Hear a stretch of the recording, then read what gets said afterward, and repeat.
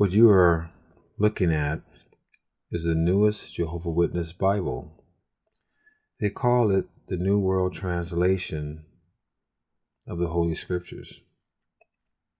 Jehovah Witnesses are taught that theirs is the only true religion, and all other Bible believers are wrong.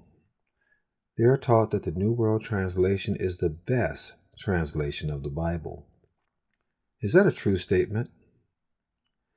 I do not think so. In fact, the New World Translation is a deception and not worthy of being called a trustworthy Bible at all. In this video, I will show you one clear, unmistakable deception in the Jehovah Witness Bible. Before showing the deception, I need to explain the Jehovah Witnesses' position on Jesus Christ, if you're not aware of it. They believe that Jesus Christ is not God the Son, but the first creation of God. They believe that God created Jesus Christ and that Jesus Christ created everything else.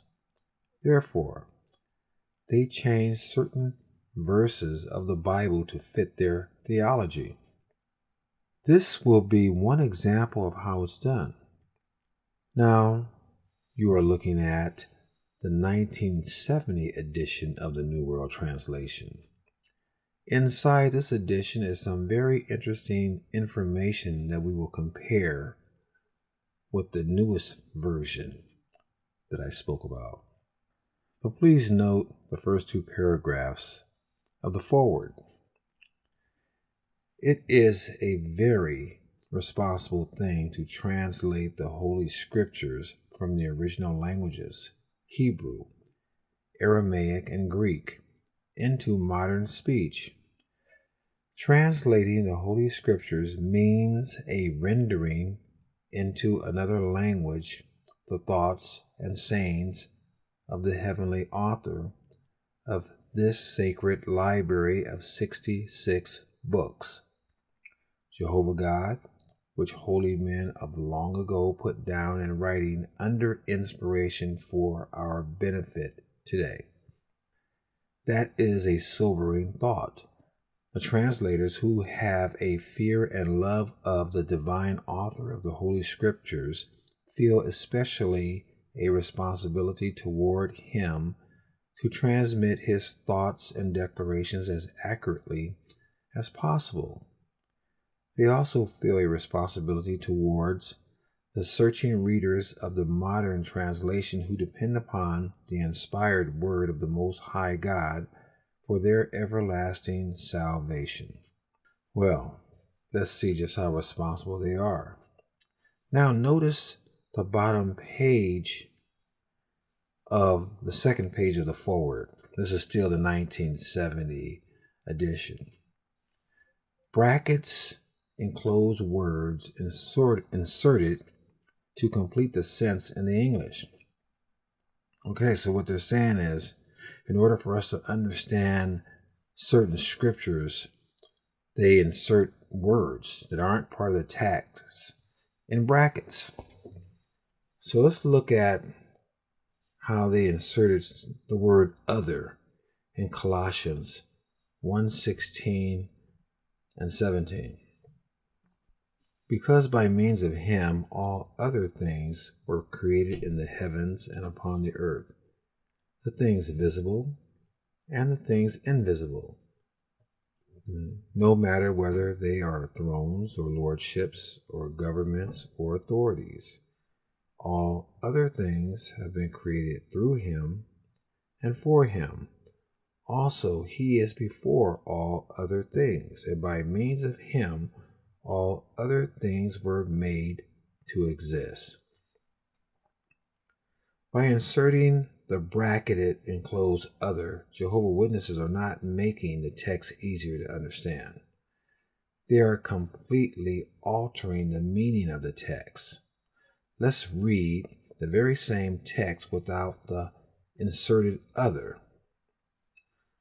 Once the other, which was never part of the original text as verified by the Jehovah Witnesses in their foreword, is removed, it will be clear to see that Jesus created everything.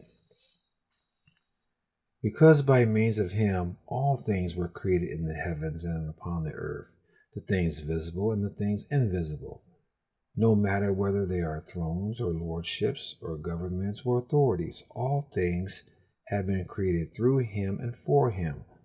Also, he is before all things, and by means of him, all things were made to exist.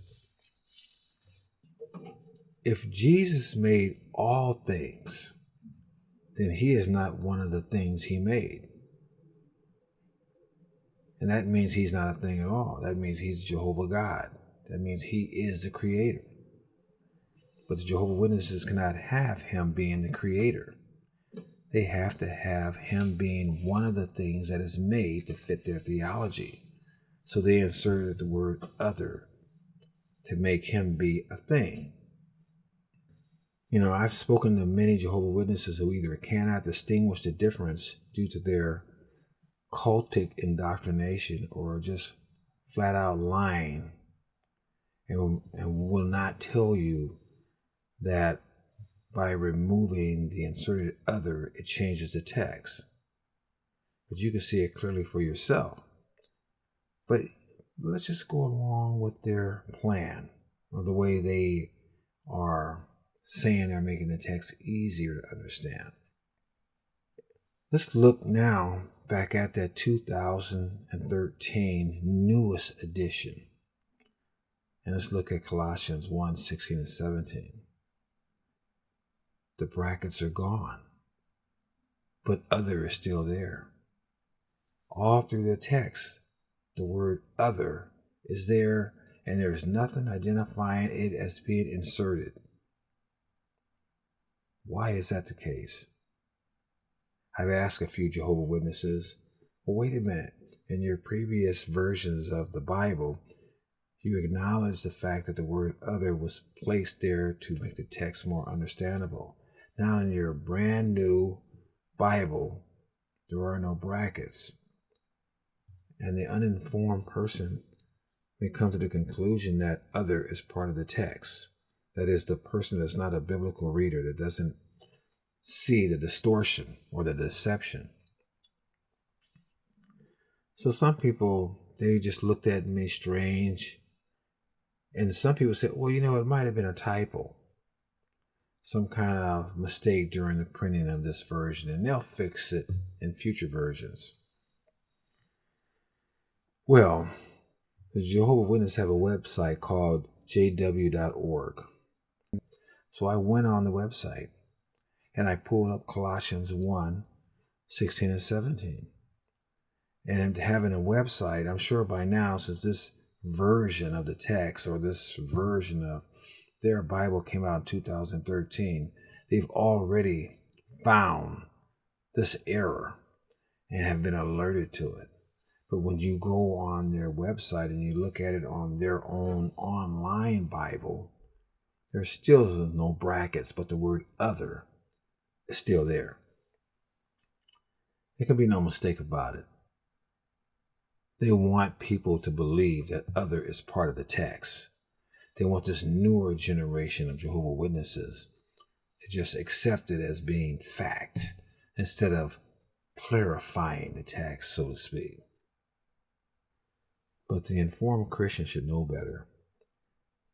The Bible calls us to be like Bereans, who when Paul came and preached the word to them, they checked it out to make sure that what Paul said was correct. Jesus called us to be disciples, and we should check out everything that everyone says or what is written or portrayed or claimed to be scripture to make sure it's correct. And then you will not be deceived. But I got a tip for the Jehovah Witnesses. I'm going to help them out. If they want to continue with this cultic deception, they need to clear up a few other things. Many things, in fact. No matter how many times they distort the Bible, God has always left truth in there for the believer to find. So in this case, let me help the Jehovah Witnesses out. So when they decide to come in with another translation, I suggest that they go and look at the way they've rendered the Gospel of John, chapter 1, verse 3. Because even today, in this newest distortion, it says this in their Bible: all things came into existence through him, and apart from him, not even one thing came into existence. So maybe they should stick an other in there. All other things came into existence. This is Sam Tolley with In Him First, where we view the world through the lens of Jesus Christ. We do not view Jesus Christ through the lens of the world. I'm out.